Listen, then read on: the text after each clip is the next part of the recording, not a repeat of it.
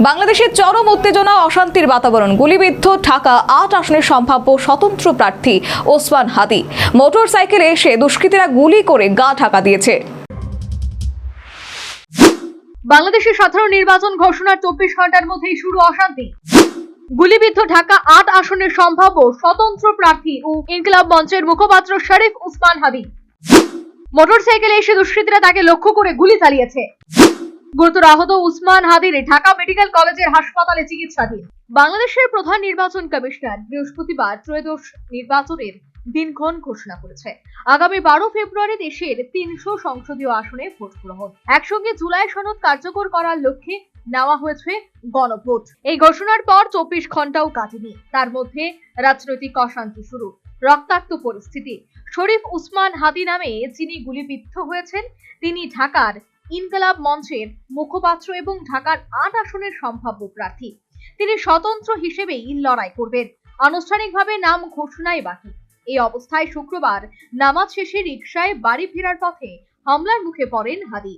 হামলার সময় হাদির পেছনের রিকশায় ছিলেন প্রত্যক্ষদর্শী এক যুবক। সে জানিয়েছে, জুম্মার নামাজ শেষে তারা হাইকোর্টের দিকে আসছিল রিকশায় করে এবং বিজয়নগরে আসতেই একটা মোটর সাইকেলে করে দুজন এসে হাদির উপর গুলি ছুড়ে পালিয়ে যায়।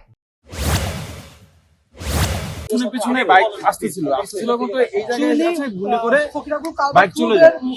আর রিকশার দিকে থেমে মানে তার সাথে আরেকজন ছিল, সে চিল্লা তাকে মেডিকেল নিয়ে যায়।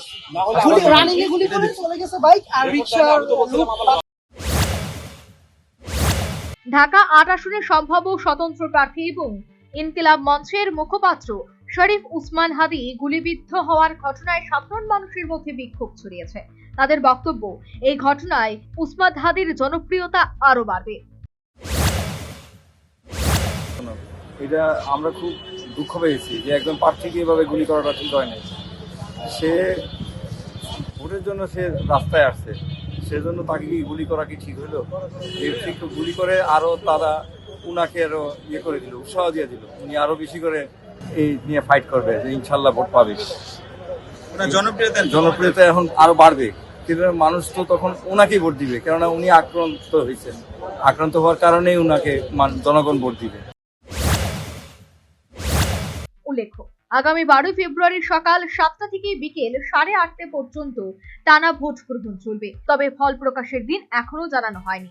তবে সংসদ ভোট গ্রহণের পর তিনি ঢাকার জনবহুল এলাকায় এক সম্ভাব্য প্রার্থীর উপর প্রাণঘাতী হামলার ঘটনায় রীতিমতো চাঞ্চল্য বিরাজ করছে ঢাকা সহ গোটা বাংলাদেশে। Bureau report, news vanguard. The whole square equals a square, b square, 2ab, times up. 5 more minutes left. I've got so much time and peace of mind. Life's feeling fine. My time to shine. At SIP Abacus, we build math foundation and improve academic performance. SIP Abacus,